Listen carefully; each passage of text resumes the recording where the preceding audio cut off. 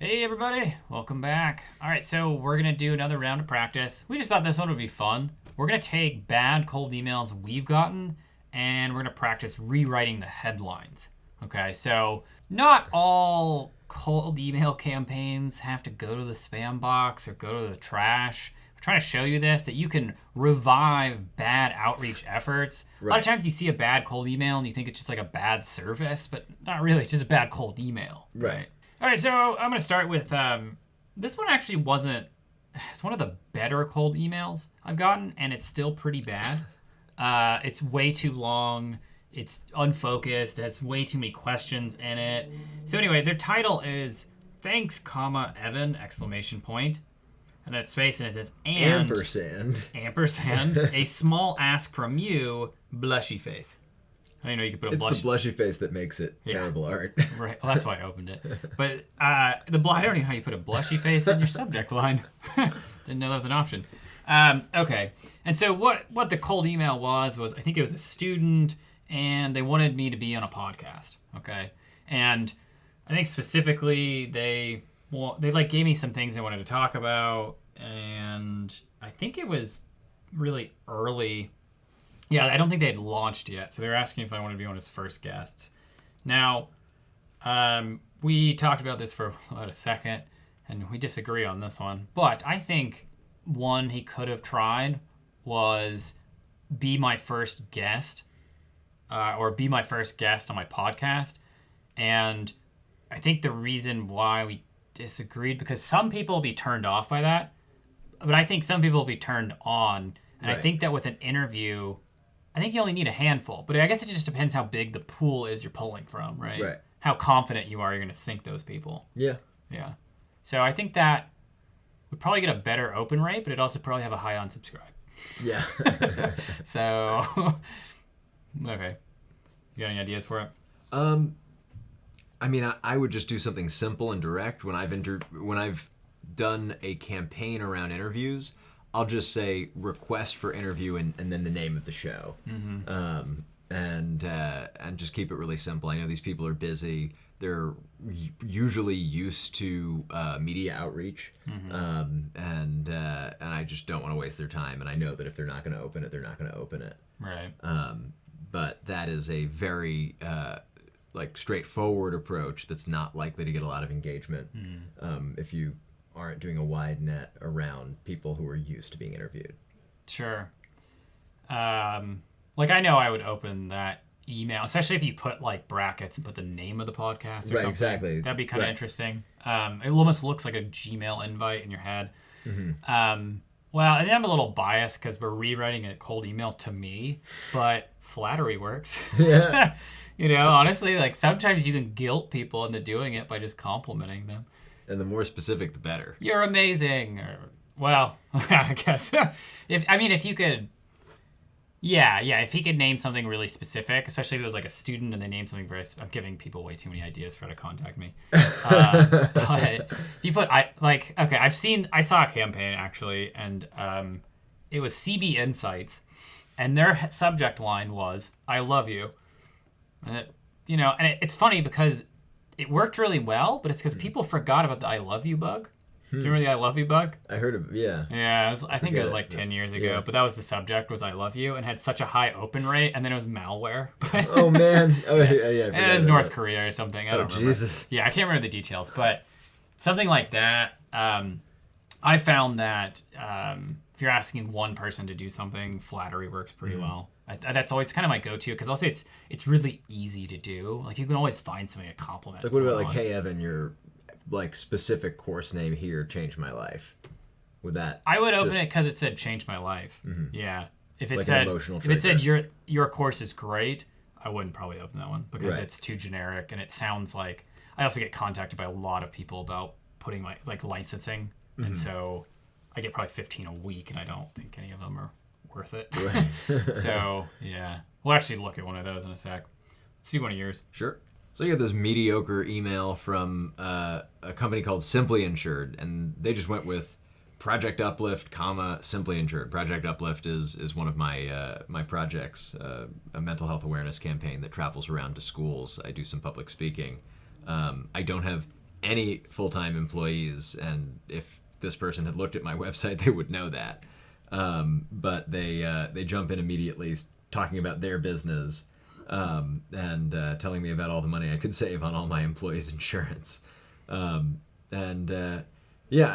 I don't know. This is one of those cases where I can see they went for a minimalist approach on that subject line, with just your business, our business. And their business name is clear enough that I knew it was selling me insurance. It wasn't like a mystery what this was going to be. Sure. That said, I think there's a lot of opportunity to improve this and really customize it. So my question is, they're trying to sell you health insurance, but it was just you, right? Yeah. So how would they have succeeded? Right. At a certain point, I don't think this business could have succeeded with me, but I also think that there are probably thousands of other businesses that got this same exact email. Okay. And I guess they're just going for... I mean, also we could just talk about the subject line, right? Right. Like, for the subject line. Exactly. Right. What would get you to open? Because I think I just deleted this and found it for this example. Yeah. Well, let's think. How do we redo this? It's tough because I don't know how they found you. Right. You know? It's not like you found you in a list somewhere. I think they probably just found me on LinkedIn. Okay. But they probably looked for businesses of like a small to medium size that were started recently. Right. Because this came almost immediately after I created the page. Yeah.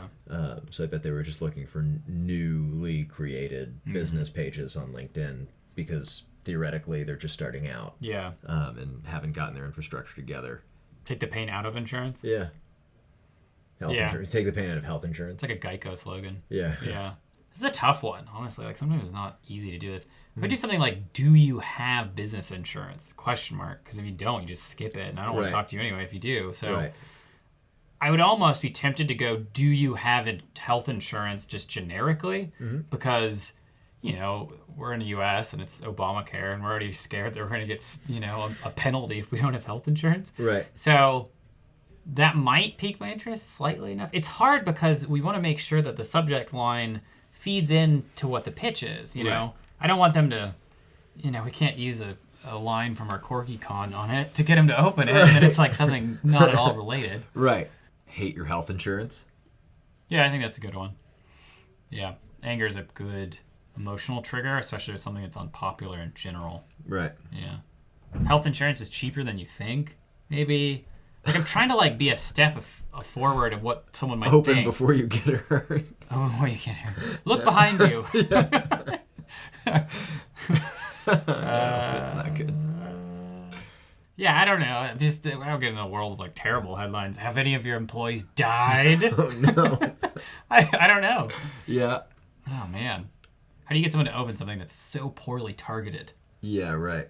I wish I knew something a little bit about them, too, because if they were the cheapest, then maybe we could have an angle there, or the easiest. It looks like they're trying to be the easiest from their name, and I think that's why they think this is a sufficient tagline, is because their name just sort of has it all. Yeah. Like, if they were super convenient, I might try health insurance in 5 minutes. Right, but this isn't clear that it's health insurance, which is why I think there's room. And I think health insurance in 5 minutes or less is like a decent one. Yeah, it's like a pizza deal. Yeah. I think that would work if, like, I was someone who didn't have it and was frustrated by the process, right? Which everybody is, basically. Yeah. Unless you have it through your employer, in which case they don't care. Right. I think they're targeting business owners, right? Because they're selling that I'm throwing away money on my employees' health insurance. So yeah, I think make your team happy with better health insurance. Yeah. A little long, but yeah. Yeah, I think one of those would be better. I don't think we're going to hit one out of the park on this. So, all right, let's look at one more that I have. So this was a LinkedIn message, and I've been getting this over and over and over for the last, like, month from different people with fake names that I just don't believe. I mean, I seriously, in the last week, I've probably gotten this 10 times. So if you're listening and you're the person sending these to me, stop it. This is ridiculous. You guys don't even change the emails. It's like... It's pretty embarrassing. Yeah, if I just sort by the title, I probably have 30, 40 of these. It's crazy. And it's the same thing. They all say the same thing. It's like, they notice some course I have. It looks great. I have a special process that'll consistently generate new customers for you. And then they say something like, would you like me to show you what it is? And so, okay, anyway, their title is More Sales, both capitalized, like a book title. Oh man. Really bad ebook. Wow. It's just so generic. I know. It's like mindlessly generic. Personally, I'd say, have you received this email 30 times this week? In which case, I would open that, because I have. Well, I think it would help, let's break down probably what they're selling, right? So probably what they're selling is, it's somebody who makes landing pages for your course and has some SEO promote, magic. yeah, right. Right. They have some channel that they figured out, and for them, it's a great affiliate deal, right? Because they're basically an affiliate. What about change more lives with your courses with us?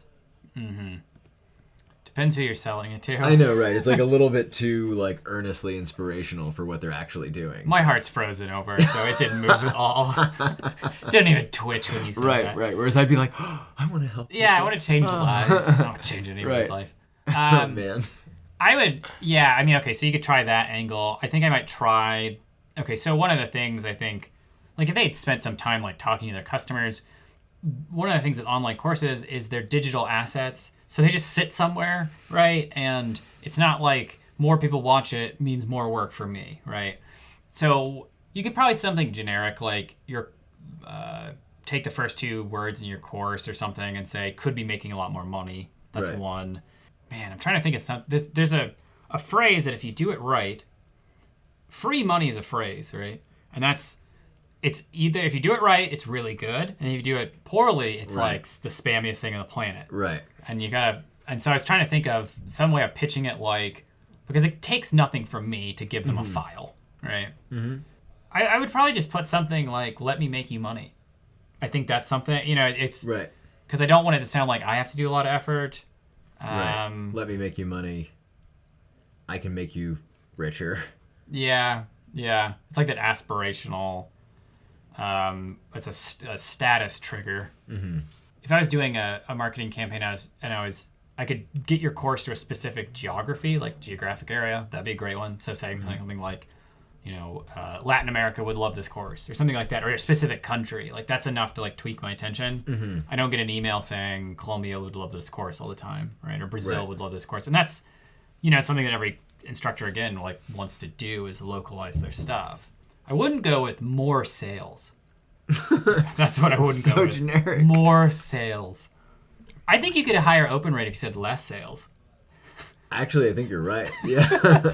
It's just like different enough, Right. I mean, you could say something like, you could go for the like, your sales are broken. Sort of, Yeah, you could do something like your course, or you could put in the name of the course, is worth a lot more. Or something like that. There's that kind of, that's kind of like an outrage, like an anger factor, like, oh, like I'm wasting. I mean, right. You're leaving money on the indignity. table. Mm-hmm. Right. Yeah. Evan, you're leaving money on the table. Right. Could be one. It's not specific enough about the courses, but. Which is a tough one because the courses are all long titles. So putting them in your subject is like, whoops, and there goes your entire subject line. Right. Okay, well, I think those are substantially better. Sometimes it's too broken to fix. Sometimes also we don't know enough about what they're selling to do it. But I guarantee the ones we've come up with would have better open rates. That's a pretty easy claim to make, I think. See you in the next video.